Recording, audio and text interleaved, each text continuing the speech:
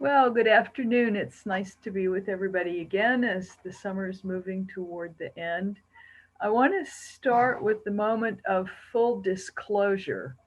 At the Catholic Biblical Association in August of 1998, John Donahue lectured on Mark 7 and the setting of the Gospel of Mark.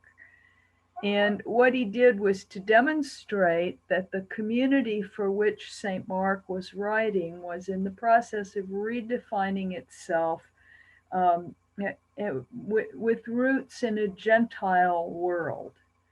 And his insights on the passage or on the text of the chapter really stand behind this reflection. And I'm not going to talk about that, but you will hear echoes of it. And there are some other quotations from John Donahue in the text, all of which are from his Sacra Pagina commentary on Mark from Liturgical Press. And if you want to work with this chapter, you can't do better than working with Father John's chapter on Mark 7. So that being said, I remind you that when people go to universities, they declare a major and a minor. The subject that they're going to concentrate on and a related subject that doesn't require as many courses. For example, I majored in English and minored in music and philosophy, which is why I am so rich and famous today. And maybe it's that system that gave rise to an expression you've probably heard, majoring in the minors. Somebody who is majoring in the minors is somebody with confused priorities.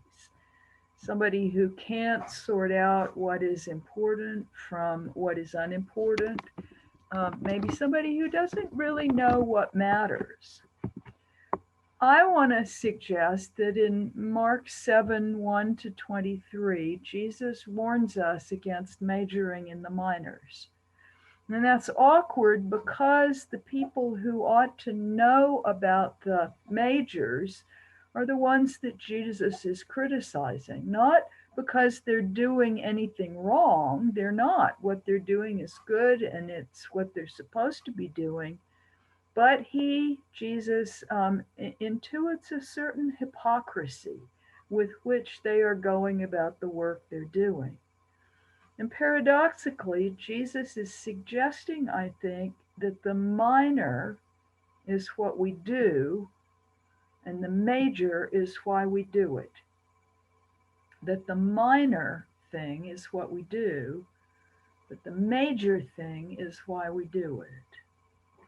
So in canonical Mark 7, 1 to 23, Jesus speaks first with the scribes and the Pharisees in the first 13 verses, and then to the crowds in 14 and 15, and then the lectionary skips some verses, and we have Jesus speaking with his disciples in verses 17 to 23.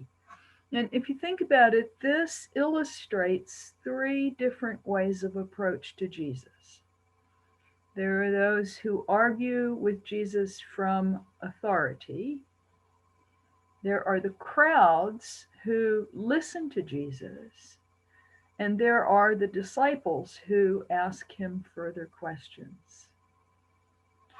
By literary form, the first 8 verses of the chapter, Mark 7, 1 to 8, are a perfect controversy dialogue in which an action by Jesus or his disciples is questioned by some authority group, and often questioned with intent to trick or to trap Jesus. And then Jesus responds in a way that is the point of the exchange. In Mark, the scribes are more likely to oppose Jesus than the Pharisees. But I want to stress that both groups study the Torah. Both groups are trying to help other people follow Torah. They're not bad or evil. In fact, John Donahue reminds us that the dispute here is not about the authority of Torah at all. but the applications and interpretations of the law by specific Jewish groups, by scribes or Pharisees, by these strange new disciples of Jesus. And in fact, I would suggest that the scribes and Pharisees have come from Jerusalem, from religious headquarters, to check Jesus out. Who is this new guy on the block who is teaching about Scripture? The key to the controversy is the tradition of the elders. And that word tradition occurs 4 times in 8 verses. And that's the lexical tip off to us as readers that this is what is at issue here. According to Josephus, a Jewish historian of the period, the tradition of the elders, and here I'm quoting from Josephus' book, Antiquities of the Jews, the tradition of the elders were certain regulations handed down by former generations and not recorded in the law of Moses. So the things that were handed down by word of mouth, but not actually recorded. The Pharisees were known for teaching practices that weren't written in Scripture, but which had become customary religious practice for people. And in focus here is hand washing. But because Mark's community is writing or is in a non-Jewish context, Mark stops and for a couple of verses explains some of the traditions in verses 3 and 4. The Pharisees want to know why it is that Jesus' disciples are not following the customary practice of washing their hands before they eat, which is to preserve ritual purity. Why do your guys eat with defiled hands, is the question. And this is not a question of hygiene. Nobody knew about germs for hundreds of years later. But it might have been a political question. And here's why I think this. Maybe it's the case that the Pharisees want to know if Jesus' disciples are Sadducees who only follow what is written in Torah. The question might not really be hostile. It just is a question to find out, are they Pharisees or Sadducees, Democrats or Republicans, or independents, or whatever. The question might not be hostile, but Jesus' response is certainly polemical. Hypocrite is a word that we find in Greek drama, and it means to play a part, or to pretend, or to dissemble even. So initially, Jesus is apparently siding with the Sadducees. And the quotation from Isaiah about teaching human precepts as doctrine certainly sounds, or would sound in the ears of the Pharisees, like a criticism. So you with me on this so far? We've got different groups of Jewish people sorting out among themselves interpretations of the Torah. But I think this really interesting quotation from Isaiah points to the deeper and more dangerous problem that Jesus is highlighting here. It is exteriorly doing the correct thing, but without interior conviction. Doing one thing and thinking another, or honoring God with the lips but not in the heart. The problem is people who perform exterior rituals, things that look right, but who have their hearts far from God. And I would like to suggest that our gospel text for tomorrow, this evening, is really about the state of the heart. Defiled or unclean hands is the example. Unclean, the word is koinos in Greek. It simply means common, and it's opposed to hagios, holy, which is set apart from God. So why do you not set your hands apart from God properly by washing them? And it raises the general question of what really defiles people.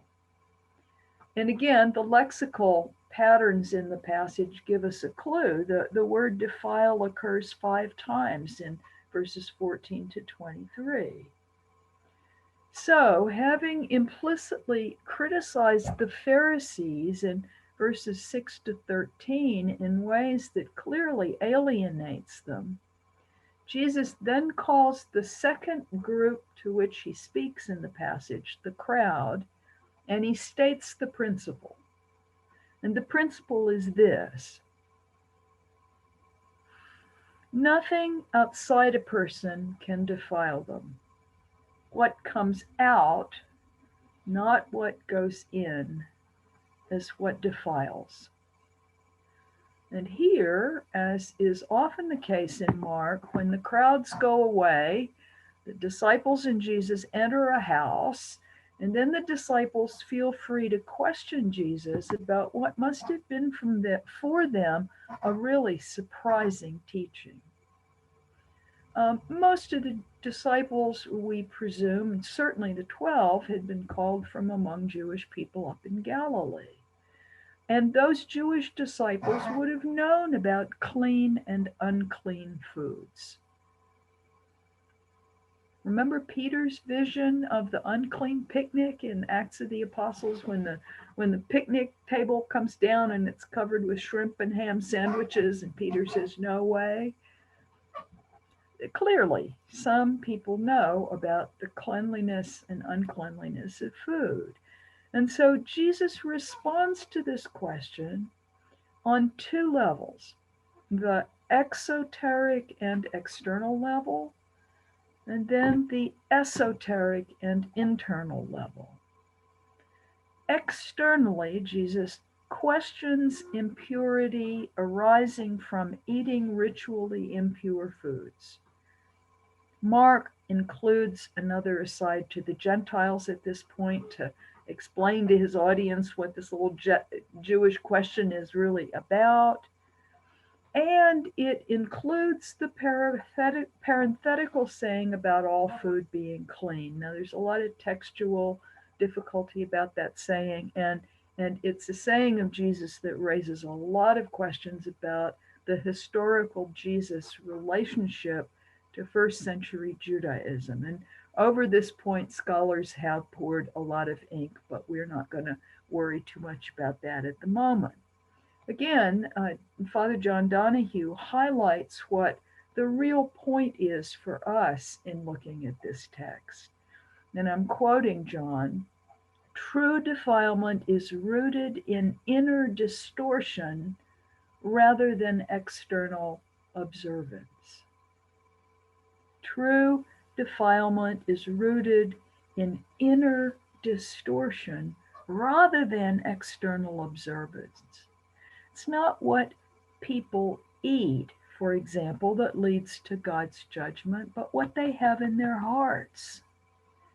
The verses 21, 22, and 23 are a vice list of perfidious attitudes, evil intentions, and they are guaranteed to defile.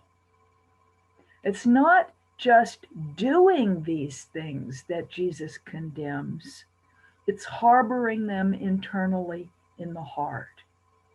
And this is exactly the point that you will remember Jesus made in the antitheses section of the Sermon on the Mount. You remember that? "You have heard it said, but I say to you." It's the same issue here. It's not just murder and adultery, for example, that lead to judgment, but the anger and the lust from which the actions come. Jesus here is concerned with interior attitudes because exterior actions originate there. The racial violence in our country, the ethnic cleansing that we see in Ethiopia and Tigray, the violence of the Taliban, Our terrible social political divisions in the United States of America are rooted in human hearts that are full of terrible things. It's those terrible things in the heart that lead to the actions that have been so very hard for us to watch on television over the last 2 weeks, 2 months, 2 years. You see, Mark 7 1 to 23 is at heart about the condition of the heart, the innermost part of the person, the center of volition and of will. It wasn't the center of emotion in Greco Roman anthropology. It's the center of our religious and moral conduct. And this is a crucial teaching for us because I think it's so easy for us to major in the minors. It's so easy for us to pass judgment on external things, like who washes their hands before eating and who doesn't, like who goes to Mass and who doesn't, like who does things correctly in the liturgy, which usually means doing it the conventional way we've always done it here. It's easy to judge other people on the basis of what I see them do or not do. It's a lot harder to face up to the evil, defiling things within my own heart. I'm reminded of the desert Christian abbot Moses, who said, "They who are conscious of their own sins have no eyes for the sins of others." It seems like a very good gloss on what the root issue is in our text. Jesus is not honored if I attend liturgy every Sunday with a heart full of evil intentions, slander, greed, hunger for power, impurity. You pick your favorites. Jesus isn't honored if I do all the pious, churchy things, but I have a kind of a cesspool heart. We Christians are not supposed to major in the minors. We're not supposed to go through the external motions of religiosity, to be cultural Christians, nice people who look good on the outside, but whose hearts are far from God, whose attitudes and resultant behaviors toward others are unspeakably defiling. You know, I have to say, personally, I sympathize with those who reject Christianity because so few Christians are in attitude or action what we claim to be. Today's gospel is about the condition of the heart from which everything else will flow. And I think it challenges me to ask, is my Christianity a matter of tradition of the elders, the way we've always done it, of external practice, kind of a nice, acceptable social Christianity?